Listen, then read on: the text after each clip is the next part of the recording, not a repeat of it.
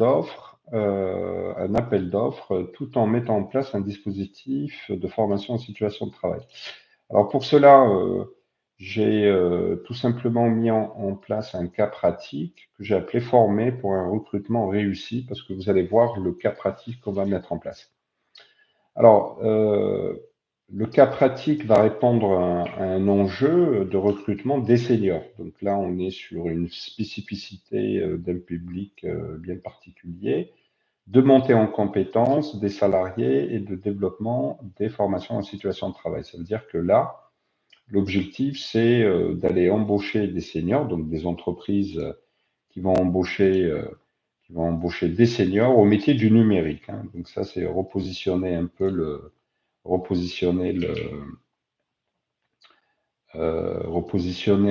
contexte un peu de la mise en situation.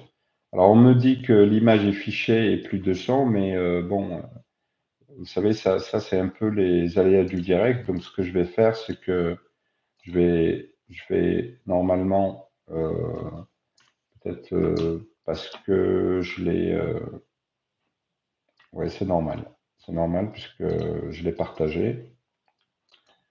Très bien. Donc, est-ce que l'image est toujours figée ou pas? Est-ce que vous pouvez peut-être Jean-Pierre, est-ce qu'il peut me confirmer que l'image est toujours figée ou pas? Parce que, là, normalement, il ne devrait pas avoir d'image. Je reçois le son et l'image de mon côté. Donc, OK. Donc, on peut continuer. Faites un changement de page. Ouais. Peut-être rafraîchir votre page, Jean-Pierre. OK. Donc, pour reprendre un peu ce qu'on avait expliqué, c'est que l'idée, c'est de montrer vraiment un vrai cas de réponse à un appel d'offres pour l'embauche de seniors sur le métier du numérique à partir d'un contrat de travail. Donc, c'est-à-dire l'idée, c'est que les personnes vont signer un contrat de travail et on va leur proposer, évidemment, pour une préparation au poste, une formation au début de leur contrat. Donc là, ce dispositif va se mettre en place avec de la formation en situation de travail, mais pour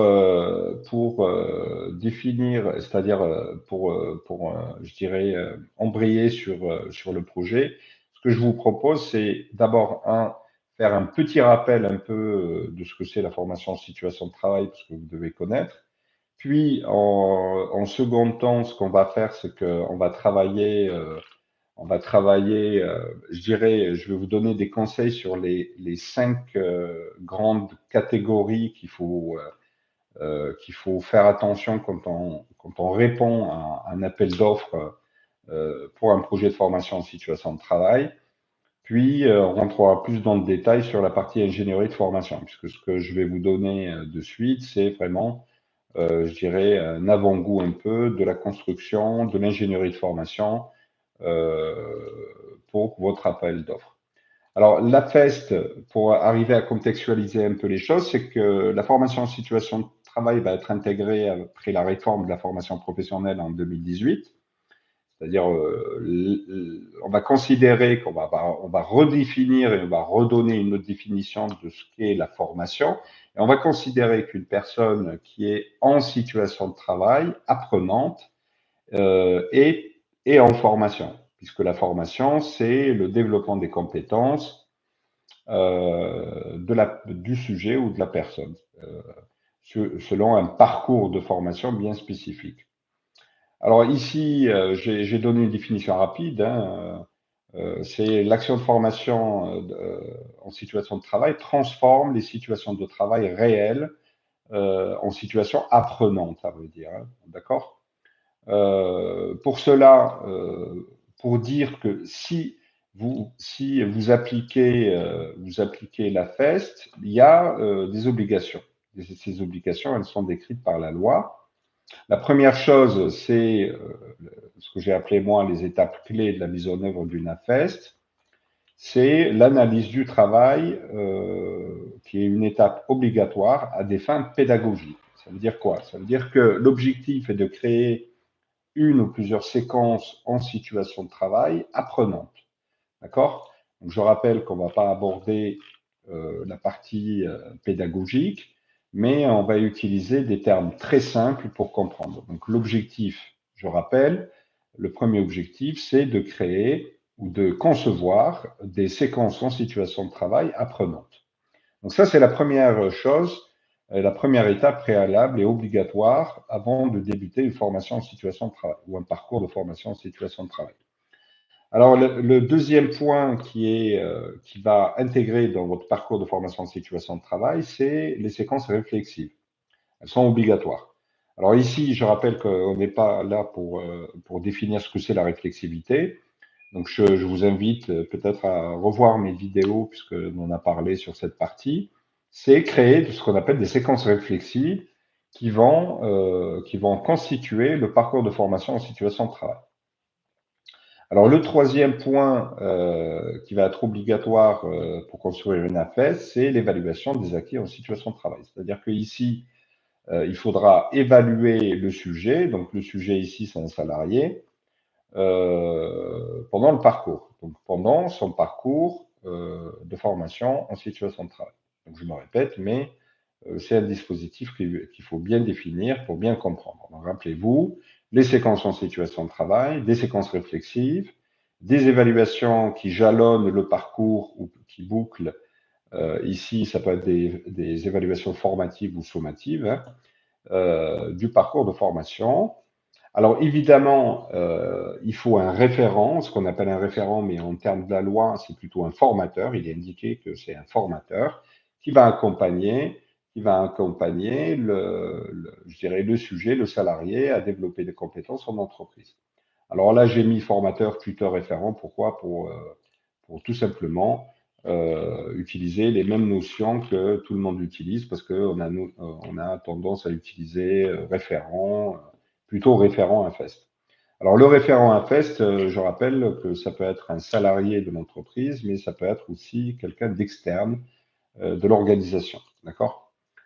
Et on finit, pour boucler le parcours et la définition un peu de la formation en situation de travail, c'est la traçabilité et formalisation. Donc ici, j'ai pris quelques exemples sur les attestations de réalisation, livret de suivi. Bon, voilà. Mais l'objectif, c'est la traçabilité. Pourquoi? Parce que déjà, il y a une obligation en termes de calliope. Et l'objectif aussi, c'est de tracer le développement des compétences du salarié.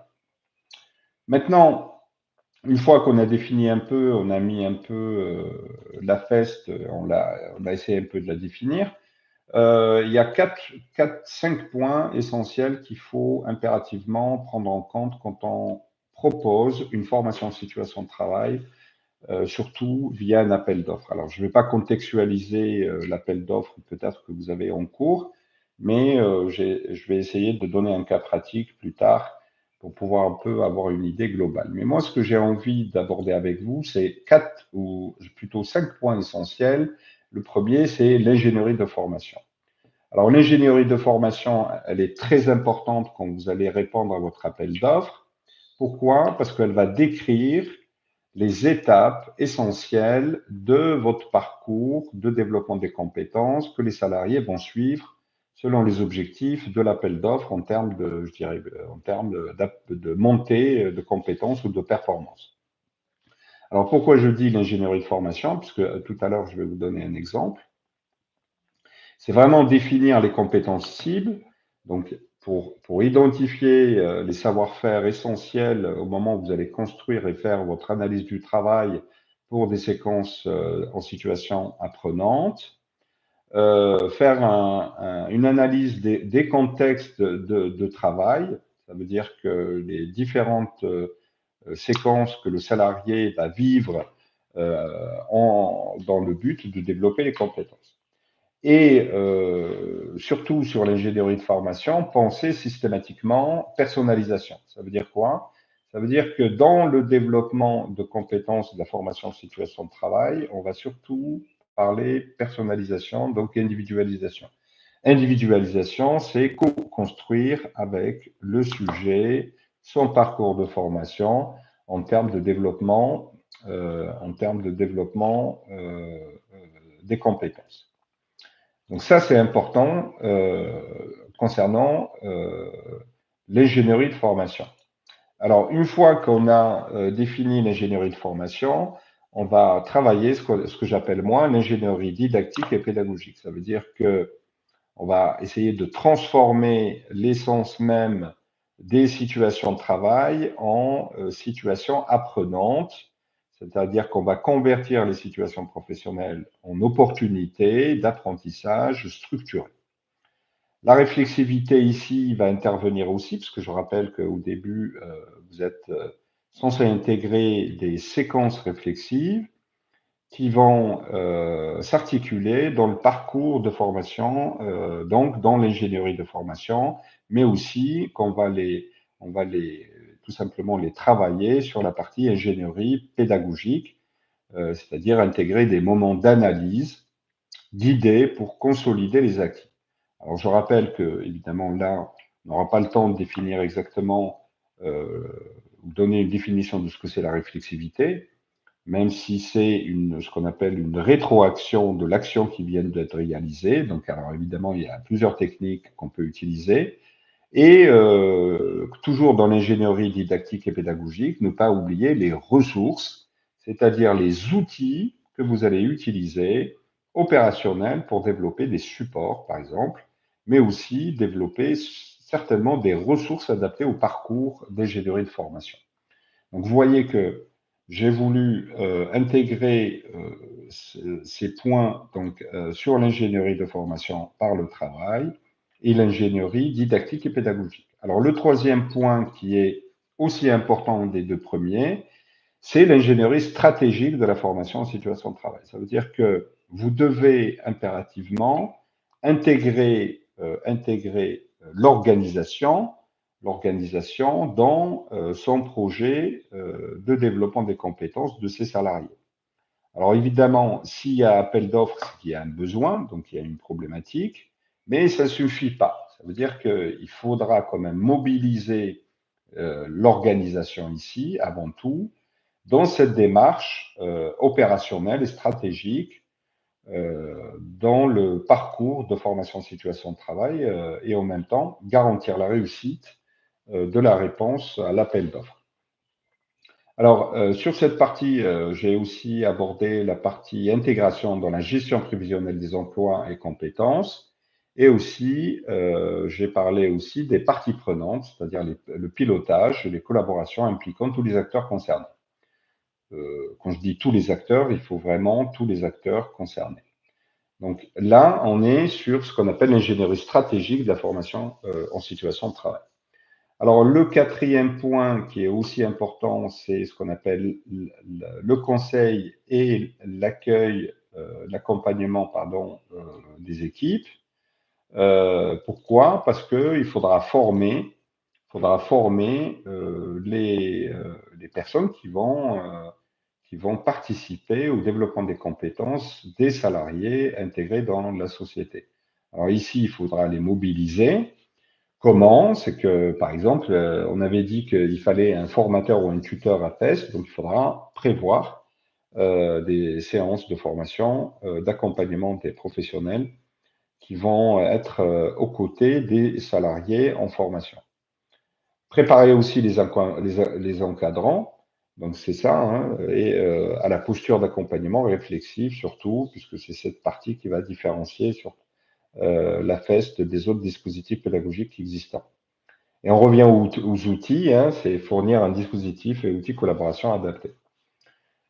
Donc, voyez que les 4 points sont des points que obligatoirement on doit aligner. Et je finirai par la recherche du sens, c'est-à-dire l'engagement dans la formation. Et ça, tout dépend de vous et votre capacité à coordonner ce projet de formation en situation de travail en entreprise. C'est-à-dire qu'il faut co-construire avec l'entreprise, co-construire avec les apprenants, mais aussi co-construire avec les référents AFEST, afin de déterminer leur projet professionnel dans le but d'aller vers l'autonomisation, puisque c'est ça, hein, cultiver la responsabilité de l'apprenant dans son développement professionnel. Alors évidemment, sur cette partie, ce que je vous propose, c'est tout simplement un cas pratique pour voir un peu comment on a répondu sur deux volets, qui est le volet ingénierie de formation et ingénierie pédagogique. Alors ici, On est sur un contexte d'étude de cas de POIE, c'est-à-dire que on est sur un échantillon d'un recrutement sur un métier émergent dans le digital, chez un public senior. Alors l'objectif, c'est l'opérationnalité. Donc c'est des personnes qui sont en recherche d'emploi et l'objectif, je dirais, de la formation, c'est de les intégrer en formation de situation de travail directement en entreprise. Et je vais vous montrer un peu comment on va pouvoir construire ce parcours afin d'y répondre. Alors, ici, euh, c'est ce que j'ai appelé, moi, l'accompagnement et formation en situation visant à renforcer l'employabilité et des seniors dans le secteur numérique.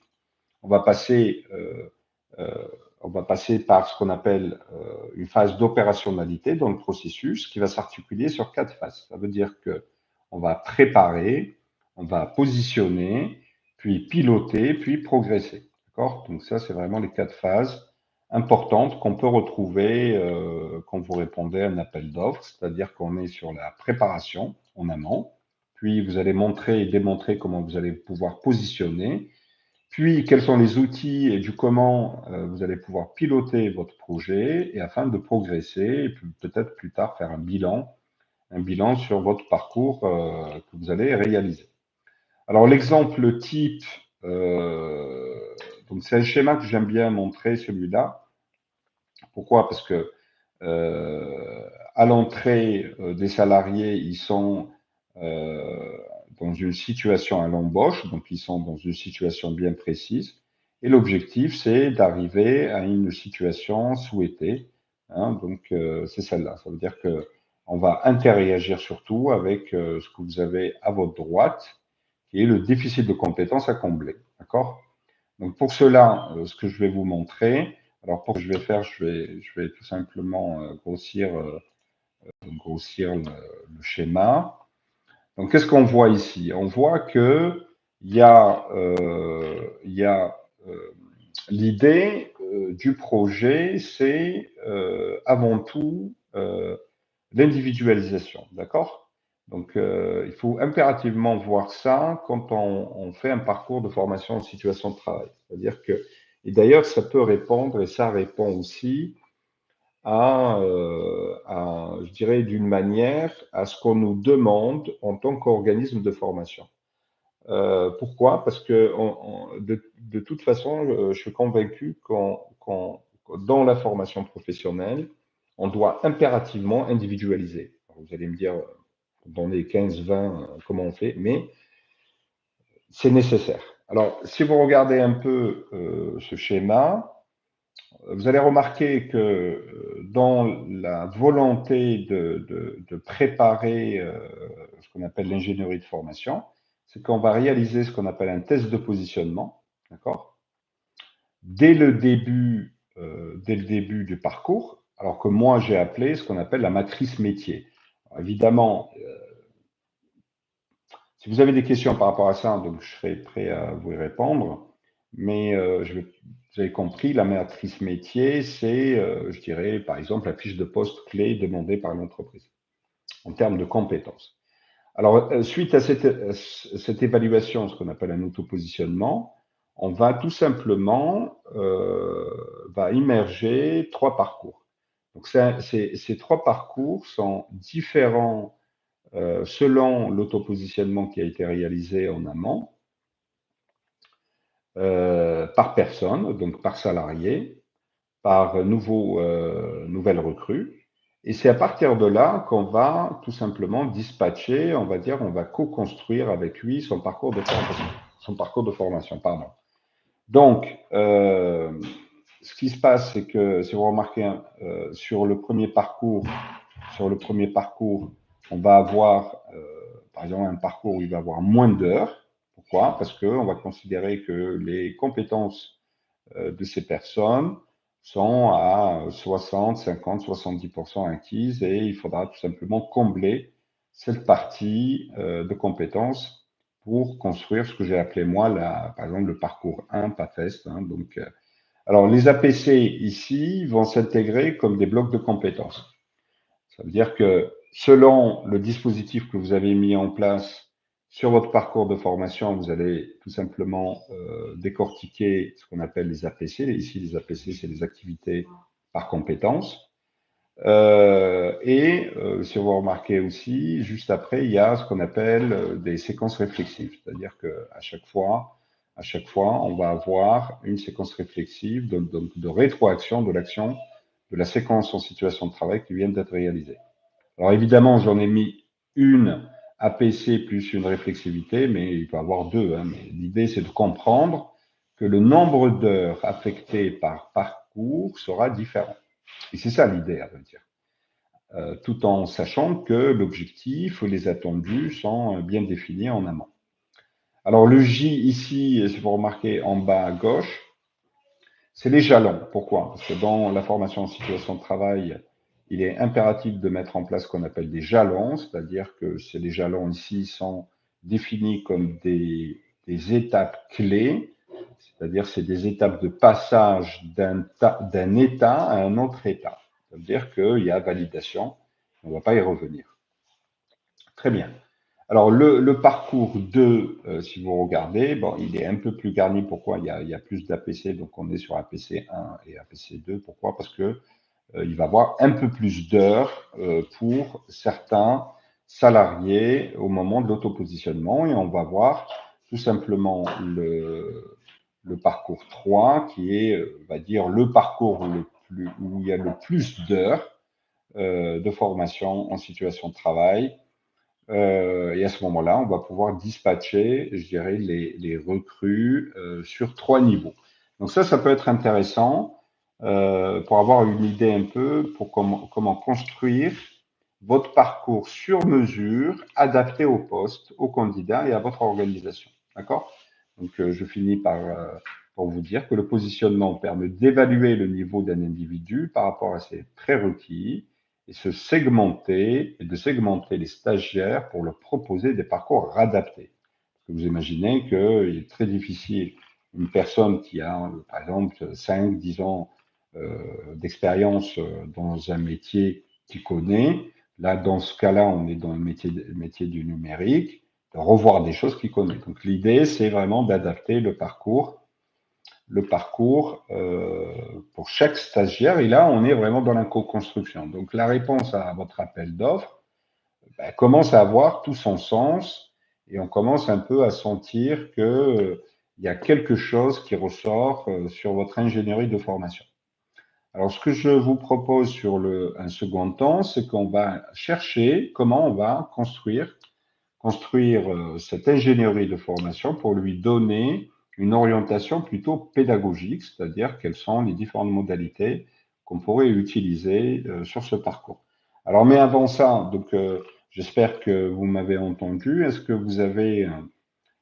si vous avez des questions, n'hésitez pas à poser vos questions, dans le chat qui est à votre droite. Alors, on continue sur cette partie. Et sur la partie, alors que j'appelle moi la partie ingénierie, hein, pédagogique, c'est qu'on va tout simplement remarquer que sur cette partie, c'est que selon l'ingénierie de formation qu'on a mis en place, on va voir que sur cette partie, on va pouvoir, pour chaque étape de parcours, proposer des modalités différentes. Hein, des modalités différentes. Ça veut dire quoi? Ça veut dire que dans la partie de positionnement, donc ce positionnement, il peut être réalisé soit en présentiel, soit en distanciel. Donc ça pose pas de problème. C'est-à-dire l'évaluation en elle-même. Une fois que le parcours est distribué, c'est-à-dire une fois qu'on a validé le parcours à un salarié, on va aller à l'étape 3 normalement qui doit rencontrer son mentoré, puisque je pense que pour faire évoluer le parcours, il faut sortir du tutorat, il faut sortir et peut-être aller vers plutôt du mentorat. Donc à ce moment-là, il faudra former les mentors à FEST, que j'appelle moi les mentors à FEST, qui vont accompagner les parcours de formation en situation de travail. Alors ici, les APC, c'est-à-dire la séquence, l'activité par compétence, qui est en elle-même une séquence en situation de travail, elle peut être réalisée alors en présentiel de préférence, puisqu'on est dans l'action, et ou pas, hein, tout dépend le degré, je dirais, de l'étape où est le parcours, mais de préférence peut-être en action, puisqu'il est censé être en entreprise. Alors, les séquences réflexives, c'est pareil, mais elles peuvent aussi être réalisées à distance. Donc ça, c'est vraiment à travailler dessus et à réfléchir sur cette partie, sur les différents outils que vous utilisez, sur la réflexivité, par exemple. Les jalons donc, que vous voyez ici sont définis par soit en action, c'est-à-dire en entreprise, mais vous allez pouvoir aussi les réaliser à distance. Donc ça, c'est des possibilités sans aucun problème. Alors, ça répond un peu à la partie ingénierie de formation, c'est-à-dire ingénierie pédagogique, pardon, de formation, où on va mettre en place la modalité en elle-même. Donc, vous allez voir plus tard comment on va pouvoir voir un peu les avantages et les inconvénients de ce genre de parcours.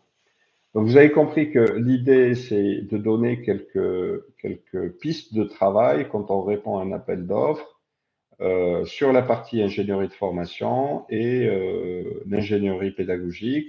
On ne va pas aller loin parce qu'on n'aura pas le temps, mais c'est vraiment donner, comme je vous l'ai dit, de travail sur votre projet.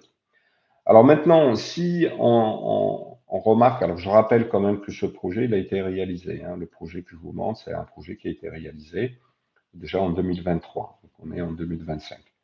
Donc, si vous regardez un peu, si on commence un peu à réaliser ce qu'on appelle un SWOT sur ce projet, on va assez rapidement remarquer que il prend en compte ce qu'on appelle l'hétérogénéité des participants de la formation. Ça, c'est une chose. C'est l'idée, c'est vraiment l'individualisation. Et ça, c'est vraiment un conseil que je vous donne, partez systématiquement dans l'individualisation. Alors, jalonner la formation avec des mesures de progression. Donc, ça veut dire qu'on va créer ce qu'on appelle des grandes étapes de passage d'un état à un état dans le parcours de l'ingénierie de formation. Donc, à ce moment-là, on est sur une formation avec des mesures de progression, entrée, formation, intermédiaire et sortie. On peut, à travers cette ingénierie de formation, former des groupes de niveau, et c'est ça l'idée. Donc ça, c'est possible. Hein, je pense que vous avez déjà vécu des situations pareilles, mais il faut vraiment aller dans cette optique.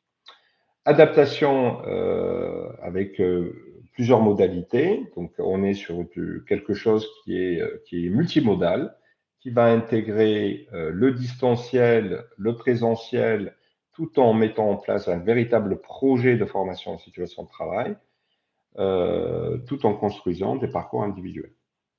Alors, se situer par rapport à différents niveaux de maîtrise des prérequis, se fixer des objectifs par APC. Alors, une des obligations, c'est vraiment avoir ce qu'on appelle la somme d'APC qui va nous amener à la fiche métier et accompagner mentorat mixte fest. Alors moi, j'appelle ça mentorat. Je n'utilise plus la notion de tuteur ni de référent. Pourquoi? Parce que déjà, en termes de la loi, ça n'existe pas.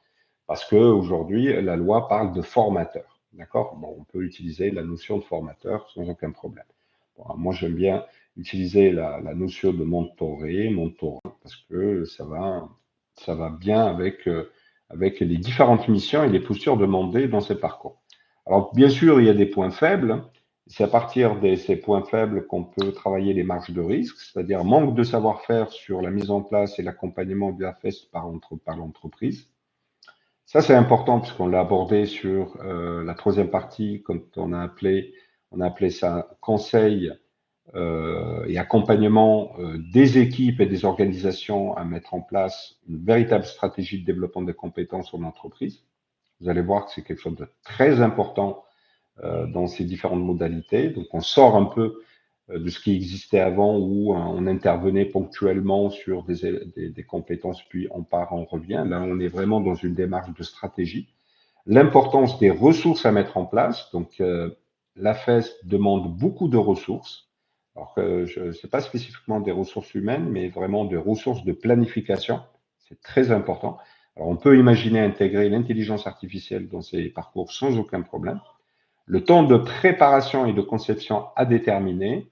En général, comme toute formation, le temps de préparation est vraiment le temps le plus important dans une AFES. Pourquoi? Parce qu'une fois qu'elle a démarré, ben, on met en œuvre ce qu'on a voulu mettre en place.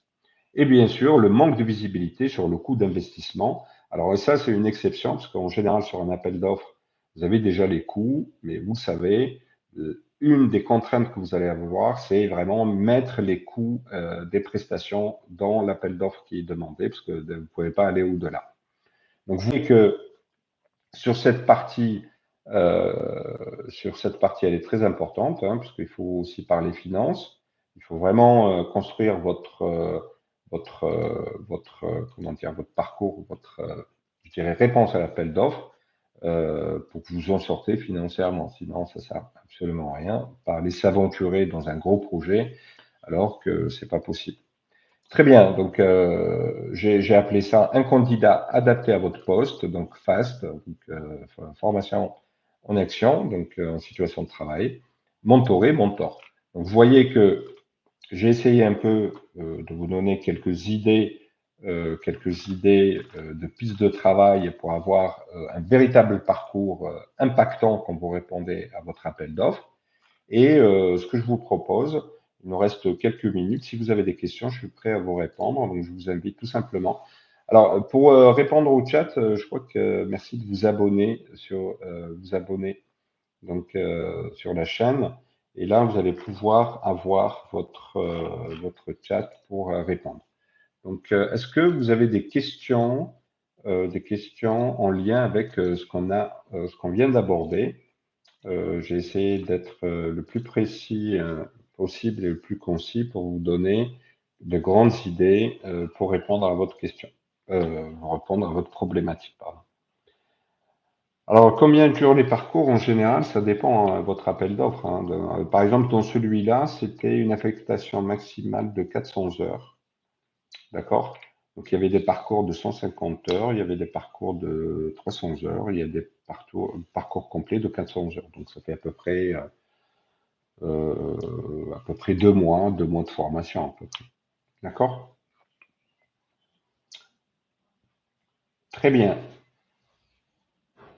Alors, ce que je vous propose, c'est que si vous avez des questions supplémentaires, je peux vous partager tout simplement, je vais vous partager je vais vous partager mon Google Form. Alors, la question sur est-ce que les évaluations sont faites avec. Alors, les évaluations ici, les évaluations, elles sont construites au moment où vous préparez votre parcours. Hein. Ça peut être des évaluations formatives ou sommatives, mais évidemment, en formation en situation de travail, il faut vraiment de la traçabilité. Ça veut dire qu'il faut vraiment tout tracer. Hein. Donc, ça, c'est important. Je ne sais pas si ça répond à la question ou pas.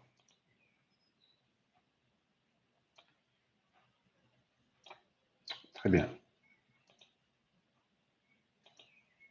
Alors, ce que je peux vous proposer, si vous avez des questions par rapport à la formation en situation de travail, que je vais vous partager mon Google Form.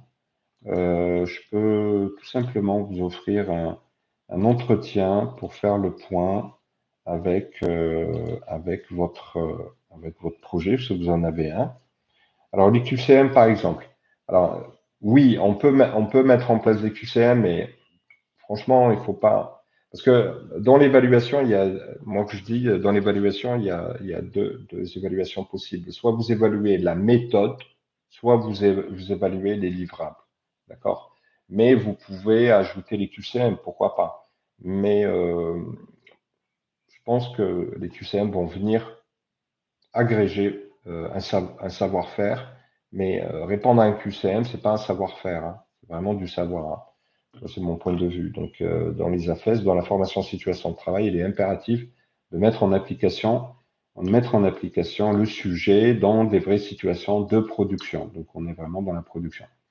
Donc, je vous rappelle que je vous ai partagé le calendrier qui est juste en bas sur le chat. Donc, vous pouvez cliquer dessus si vous voulez prendre rendez-vous avec moi pour discuter un peu plus sur votre projet. Il n'y a aucun problème, je peux vous consacrer 30 minutes, 45 minutes d'échange sans aucun problème. Alors, sur la question à la fin du parcours, on valide les compétences par un examen ou une évaluation. Alors ici, alors ça c'est une bonne question parce que ça nous amène à dire est-ce qu'on peut infestiser un parcours de formation dans le but d'avoir un titre professionnel, par exemple? Alors la réponse est oui, puisqu'on a fait déjà un test dessus depuis déjà 4 ans. Ça marche. Ça veut dire que l'idée, c'est que les personnes seraient dans un parcours de formation dans l'objectif d'être certifiées à la fin de leur parcours, donc de créer, par exemple, d'avoir un diplôme. Sauf que le parcours est conçu en sorte est conçu sur une grosse partie en situation de travail apprenante. Donc la réponse est oui. Ça veut dire qu'à la fin du parcours, on peut imaginer passer un examen sans aucun problème. D'ailleurs, on a réalisé ça sur différents titres, par exemple le titre de développeur web ou mobile, le titre de CDA, le titre d'aide-soignante. Donc, vous voyez qu'il y a une multitude de métiers qui aujourd'hui peuvent être réalisés en formation en situation de travail sans aucun problème à partir du moment où vous maîtrisez le parcours et les outils. Alors, les temps de réflexivité peuvent-ils donner lieu à une évaluation spécifique? Alors, ça, c'est une problématique parce qu'en général, la réflexivité, alors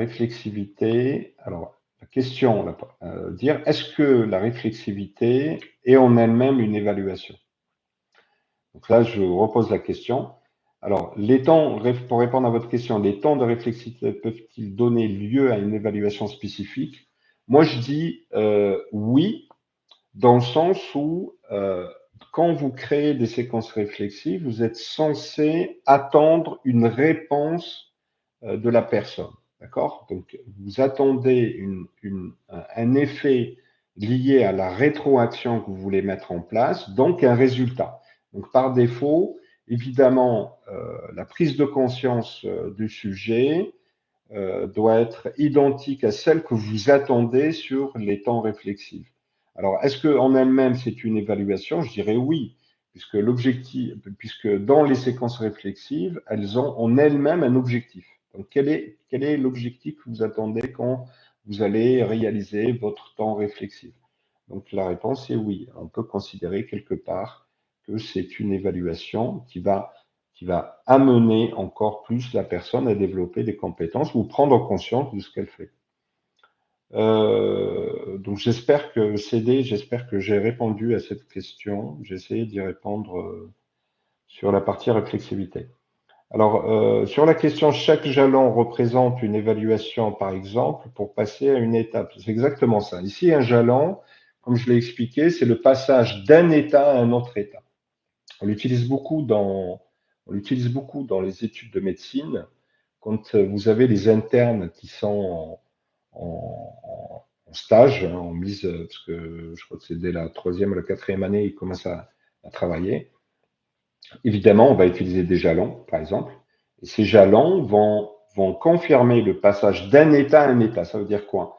Ça veut dire que le passage d'un état à un état, c'est le passage d'une somme d'APC. Une somme d'APC, ça veut dire quoi? C'est une somme d'activités par compétence. Alors, il y en a quelques-unes qui va faire passer le sujet à une étape supérieure. Donc, ça veut dire quoi? Ça veut dire que dans votre parcours, il y a des étapes de développement des compétences. D'accord? Donc après, tout dépendra comment vous allez construire votre projet de formation en situation de travail. Vous avez remarqué, c'est la partie la plus importante. c'est par itératif de réflexivité. Alors, c'est par itératif de réflexivité.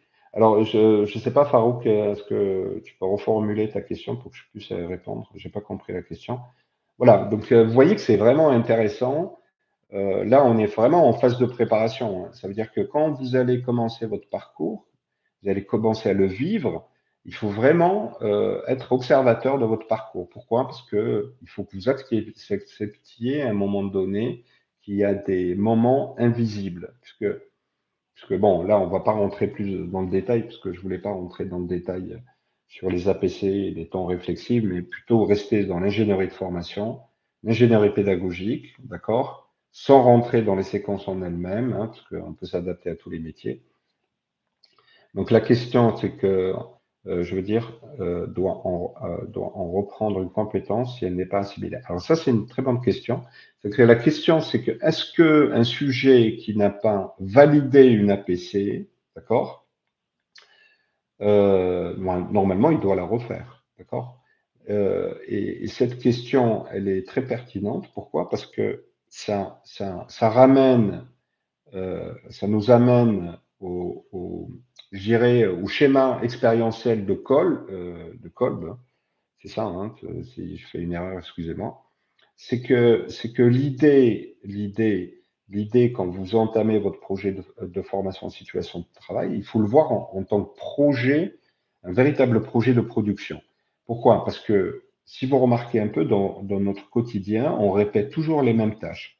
Par exemple, en tant qu'entrepreneur, tous les jours, je vais voir ma boîte mail, tous les jours, je vais répondre à des boîtes mail. Alors, dans une séquence en situation de travail, il y a des séquences qui se ressemblent. Dans une production, dans une ligne de production, évidemment, on est dans la répétition. Ça veut dire qu'on est dans l'action de la tâche qui est répétée tous les jours. Alors, si il n'arrive pas le premier jour, bon, normalement, le deuxième jour, il va y arriver, le troisième jour, il va consolider, le quatrième jour, il va comprendre le fonctionnement de l'action et de la tâche, mais il est possible aussi le cinquième jour qui passe à côté. Est-ce que ça veut dire qu'il n'a pas validé la compétence? Non. Ça veut dire que le contexte et la situation étaient complètement différentes. C'est ça qui va nous intéresser sur la partie réflexive. D'accord?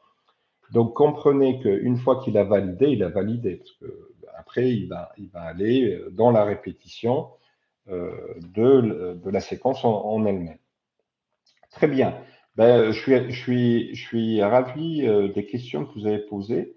J'espère que j'ai essayé de vous donner quelques idées, quelques pistes de travail quand vous répondez à votre appel d'offres. N'hésitez pas, comme je vous l'ai dit, je vous ai partagé mon Google Agenda. Je suis prêt à consacrer quelques minutes à échanger avec vous sur votre projet de formation en situation de travail. N'hésitez pas. Et je voulais vous dire merci de votre présence, malgré que le problème technique qu'il y a eu au début, mais bon, c'est pas très grave, puisque vous aurez le replay et les personnes qui étaient absentes pourront le revoir. Pour cela, je vous dis merci à vous. Merci beaucoup. Bonne continuation. Bon projet et je vous dis à la prochaine. Restez connectés. Il y aura plein de choses un peu plus tard dans les mois qui arrivent. Merci à vous. Au revoir. Bye bye.